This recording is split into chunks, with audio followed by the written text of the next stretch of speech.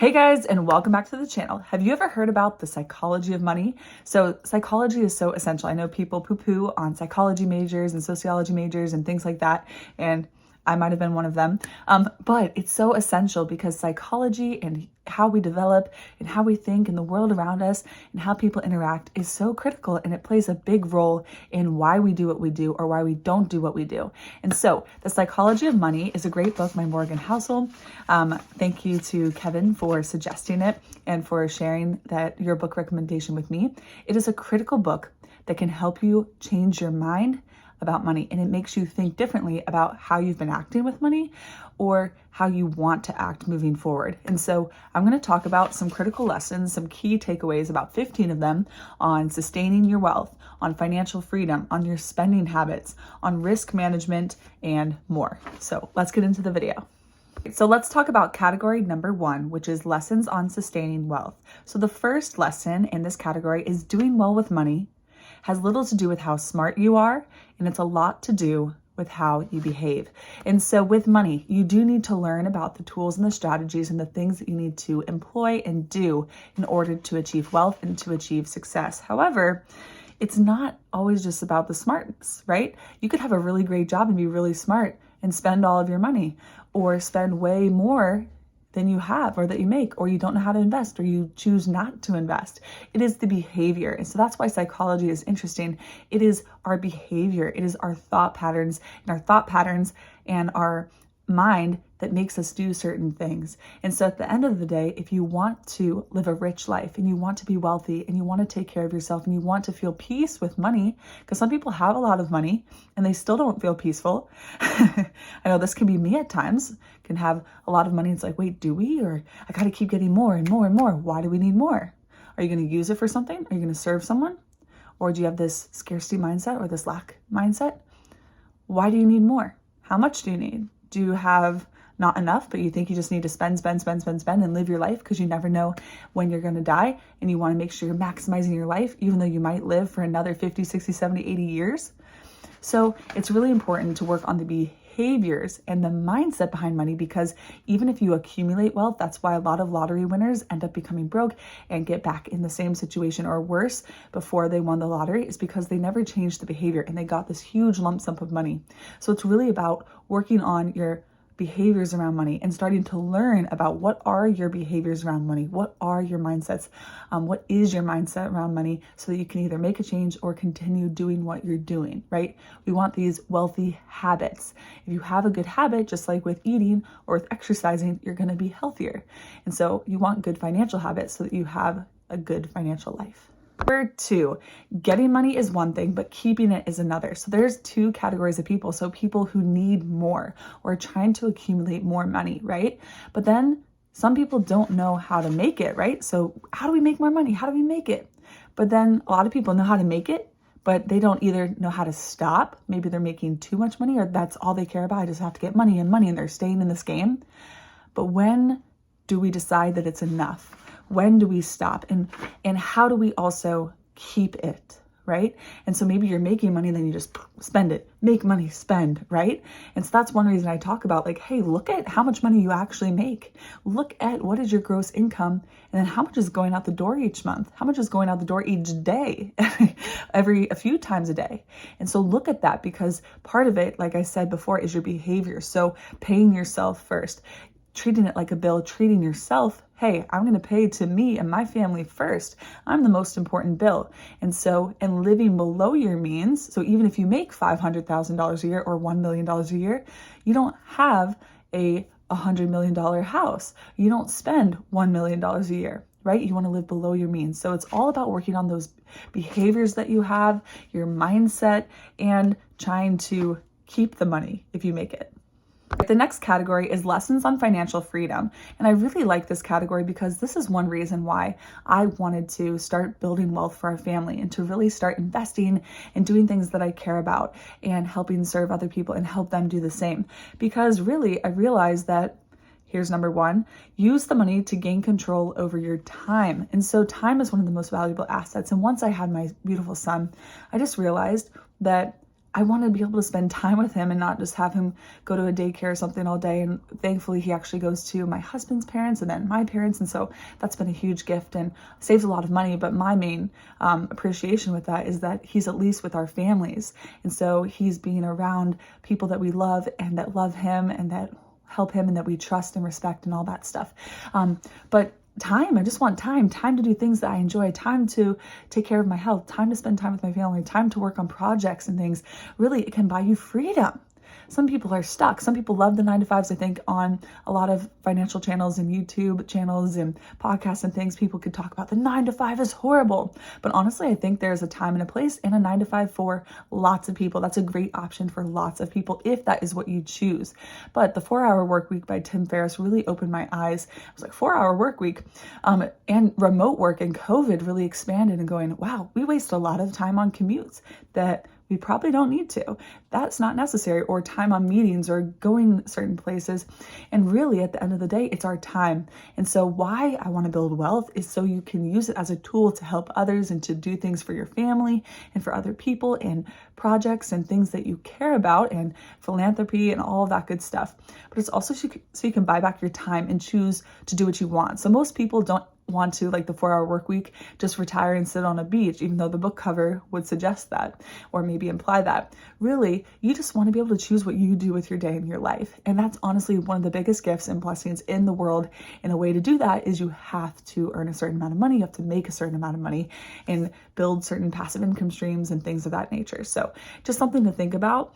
Time is valuable and it's worth so much money. Number 2, controlling your time is the highest dividend that money pays. And so we have these dividends that get paid when you invest, right? And you get this extra money from investments and then it compounds over time. But really, your time, like we were just talking about, is the most important thing and so valuable. And so what you do with your time, everybody has time, is a gift. And so that's why we want to earn more money so that we can do more of what we want with our time and have more control over our time instead of having to go to a job that we don't like or spend time with people we don't like or not being able to take care of ourselves because we're so stressed and worn down and all of this stuff. So controlling your time is critical. And that's one of the reasons that financial freedom and independence and knowledge is so important. Number 3, so Morgan talks about kind of what I was just talking about, but he says that independence to him doesn't mean that you stop working and you just do nothing the rest of your life. It means that you only do work that you like with people that you like at the times that you want for as long as you want. So it's really freedom. Like, it's choice. It's being able to decide instead of having someone else decide what you do with your life or being forced to, or being, hey, I have this family I need to take care of or myself that I need to take care of. And so I have to go do these things. You want to have that freedom and that ability to do what you want in your life and to use your gifts and to be able to spend your time how you can.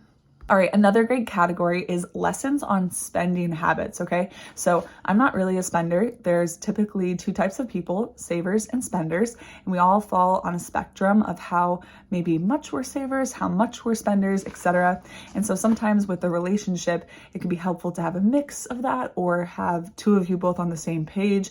It's kind of can be a bad thing if there's 2 spenders, right? But with savers, that could be really, really helpful. I know that my husband and I are really on the same page and that helps us so much. We're aligned on our goals and we're both willing to make the sacrifices and stuff to get there. And so that's one thing that really, really helps. We could talk more about finances and relationships and marriages if you want. But really, number 1, spending money to show people how much money you have is the fastest way to lose money. So stop showing off. Stop keeping up with the Joneses. Stop trying to make yourself feel better. Stop trying to look a certain way. All right. There's so many people. I'm sure there's people out there that actually have these really nice cars and houses that actually have the money and are probably living way below their means, but a lot of them aren't. And I've started to think about people differently when I see maybe an older car or an older Honda or Toyota that typically they last longer and they have longer lifespans and do well on the street versus this new Lamborghini or this huge Chevy Suburban or whatever that costs a ton of money. And so maybe you can afford it. That's great. And honestly, that's a goal, to be able to afford some luxury item or something. For some people, but at the end of the day, don't do it for other people. Don't do it to show off. And now, if you do accumulate enough wealth, maybe that is what you want. maybe you want this stuff and that's genuinely, you love cars and you don't care about travel, you don't care about healthy food or whatever, that's what you want to do, great. And that's what Morgan talks about. It's ultimately about doing what you want in your life and creating that rich life for yourself, just like Ramit Sethi talks about in his book, I Will Teach You to Be Rich. But like, I don't want this fancy, crazy car. That just gets me from here to there. Yes, it's comfort on the inside and such, but you have to start thinking about those things and really work on yourself. That's where the psychology, like, why do I feel like I need to buy stuff if I'm in a bad mood? Why do I feel like I need to buy stuff if I'm sad? Why do I feel like I need to have the nicest, newest thing? Why do I feel like I have to keep buying all the new fashion trends? Why do I feel like I have to have a Louis Vuitton that is just a bag to show off? And so if that's you, like, start thinking about that and start wondering and asking yourself, why? Why am I like this? And is it necessary? And should I change it? And would it help if I changed it? Number 2, so this goes along with why we spend what we spend, but you might think you want that fancy car or a nice watch, but you probably want respect and admiration. And so maybe you want that from others, but really you have to work on respecting and admiring yourself. And so a lot of people really struggle with that. And so working on yourself, working on self-love, working on like telling yourself that you're enough, just who you are, can really, really help. And so you don't want to put on a front for other people, but you also don't need to put on a front for yourself. And I know I did a lot of work in my 20s, just being comfortable and with myself and figuring out, who is Elizabeth? Who am I? And so once I got more comfortable with myself and my decisions and how I was living my life, what other people said, even if they were close to me or family members or things, like, it didn't matter, because I was okay with it, right? So you have to get comfortable with yourself and it will really translate into your spending.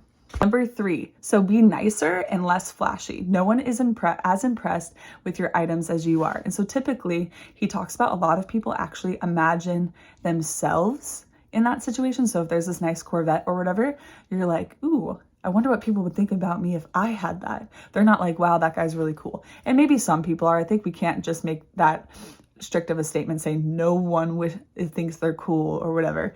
I know, just seeing from my students, if a cool car drives up, they're like, that's so cool. So people do think it's cool.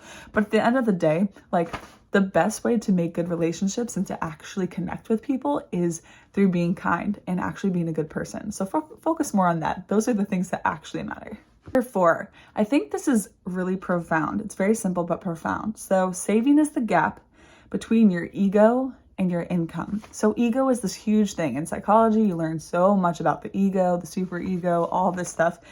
And your income, if you make a lot of income and then you save a lot of that and you don't show off and you just do what you need to do and you work towards your goals and you feel comfortable with yourself, that is a good thing. That is what you want to strive for. You don't want your ego to take over and then you end up being putting yourself and your family in a poor financial situation. So really work on that ego, really work on yourself and that self-love and figuring out, why do you do what you do and is it necessary? And a lot of times we're influenced by the people around us. And so I'm always reminded when I am around certain people or certain families and you get into this mindset or you adopt what they think or they tell you this is the way, I would just encourage you to step back and say, is this the way? And like zoom out, like just even with your family, zoom out. There's billions of people in the world. That's probably not the only way. And the last main category is lessons on risk management. So number 1, risk is what's left over when you think you've thought of everything. And so it's really important to think things through, but at the end of the day, you're not going to think through everything. There's going to be some risk involved, right? Like you can think and you can plan and you can invest, you can do all this stuff, but there's still risk at the end of the day. And so stop overthinking and stop trying to get too much into your head and just know that there's some calculated risk that goes on and you have to be willing to accept that. Number 2, everything has a price, but not all prices appear on labels. So this is critical. This could be $50, $1,000, $500,000, whatever. It could be a big house. And so, yeah, that's a big financial cost, but then what is it costing you? And that's something I've really looked at in my life, and why we've made some of the decisions that we have is like, even if you get a huge house, guess what? That's a lot of maintenance. That's a lot of money. That's a lot of time and energy spent on managing the home and taking care of it. If you have a huge, a ton of acres, who's going to mow that? Do you have money to outsource that and have someone do that for you? Great. But what is the cost? What is the true cost? Because everything has a cost that's not just monetary. And as you get older, and as I've gotten older, I've seen it's your time, it's your energy, it's your health a lot of the times. Like even going and getting this really nice job, but then you're working all the time, it's the cost. You're missing time with your family, or you're working all the time and you're stressed out and you're not taking care of yourself and your health declines and all this stuff. And that's why I'm sharing on my channel, because I want to live a rich and healthy and happy life, but it's the healthy part. It's the happy part, getting to spend time with my kids, getting to spend time with myself, getting to spend time with my husband, getting to work on things that matter to me, getting to feel healthy and good, not all of the time, but a majority of the time, and having the financial ability to do so, and then serving and giving back. And so you have to remember that everything has a cost. That designer bag, it all has a cost. And so are you willing to pay the real cost of what some of these things have? Number 3, I think this one's really interesting. Optimism sounds like a sales pitch, but then pessimism sounds like someone who's trying to help you. So that's interesting. Someone's like, oh man, you need that. Like, or you really need that. Or don't you think that you would look better if you got this? Or don't you think that they would like you? Or you'd probably be more successful if this? That's pessimism. And that's feeding those negative things and thoughts and lies and what society thinks and the pressures and the stuff. And instead it's like, optimism might sound like a sales pitch, like you're good enough as you are and just keep going, you're good, like don't worry about it. And so you're like, wait, am I? Like, do I need to believe this? Is this even true? Like that doesn't make sense. And so just be careful. You want to always feed the positive mindset and the optimism and the belief and the faith. All this other stuff, just ignore it. I absolutely love this one. I think this is critical. Number 4, progress happens too slowly to notice, but setbacks happen too quickly to ignore. And so I really want to focus on the progress part of this, is that if you're making progress, I know even if you're investing in a Roth IRA and you just invest, you're a single person or you're married and only one of you invests the full amount that you can contribute, which right now in 2023 is $6,500 every year. In 2024, it'll be $7,000. You will be a millionaire in 30, 40 years, but you're not going to feel the progress, right? Like you might if you see the money go in, but even I have it automated. So I'm not like constantly thinking, oh, we're going to have millions of dollars. Like right now, I'm like, how do we make more? We got to do this. I want to have more time. I want to have more freedom. I want to be able to do the projects and serve the people who I really want to help or that want to be helped or that I feel called to or spend time. And so it's just interesting because progress is happening, and like in your life, in my life, it's happening, and it's sometimes feels too slow, like a weight loss journey or something. But you might also feel the setbacks come quickly. So you could be doing totally fine, and then all of a sudden something happens or you get in a crash. And so make sure you appreciate the progress you're making. And if you've set up your habits and systems, acknowledge that. And it's going to take time, but that's okay. And there's ways to speed it up. There's ways to invest and build businesses and things like that, or invest in skills that will increase your income so that things can happen faster, or ways you can save more. And I have a video on the no BS ways to become a millionaire in 5, 10, or 15 years. So there is a way to do that. But really, most of the time with building longer term wealth and to really get to the wealthy state, it's going to take time. Number 5, planning is important, but not the most important part of every plan is to plan on the plan not going to plan. And so it's important to think through things and to be intentional. Most successful and wealthy people are, and especially with your money, if you're aware, you want to be intentional with your money. But at the end of the day, something unexpected is going to come up with your house, with your car, just with life, with a job, something. And so being prepared and making sure you have cash and you have savings and you have investments and things is really, really critical. Lastly, number 6, plan to survive reality. A future filled with the unknown is everyone's reality. So appreciate right now, but in the future, like we don't know what's going to happen, and we can plan, we can make predictions, and we can know that the S&P 500 has historically returned 8 to 10% over the last 100 years and this many years. And typically this happens, or every 10 years, some big disaster happens in the US or in the world. And so we can start thinking of these patterns. And that's one reason we learn about history. So because it repeats itself, or as Minority Mindset says, history may not completely repeat itself, but it rhymes. And so we need to learn about these lessons so we can make different choices moving forward. But at the end of the day, everything's unknown. So do the best with what you have and make sure you take control and play life on offense instead of just reacting. And you're going to have to react. You're going to have to make a choice. But if you've been taking care of yourself and making good decisions, it's going to leave you and your family and other people in a better situation. Great. So those were 15 takeaways from The Psychology of Money. Please let me know in the comments below what you think. Did you take anything away? Were these things helpful? Have you read the book yet? Are you going to read the book? I totally recommend reading the book or watching some interviews from Morgan Housel. He really is a great thinker, and he wrote this book for him. And I think I can relate to that with sharing on my YouTube channel the things that I've learned or that has helped me in hopes that it can help you. If you guys would like, I do have a video on the insights and quotes from The Psychology of Money. So a little bit more of an extended edition with some of the quotes that he has and dissecting them and sharing how it could help you and start working on more of your psychology and your habits. So if you're interested in that, I'll link the video right here or in the description below. Feel free to give this video a thumbs up if you liked it. Feel free to share for more and subscribe for more if you want more videos on improving yourself, your life, your finances, and to grow as a person. So thanks for being here. Feel free to check out that video, and I will see you in the next one. Bye guys, you got this.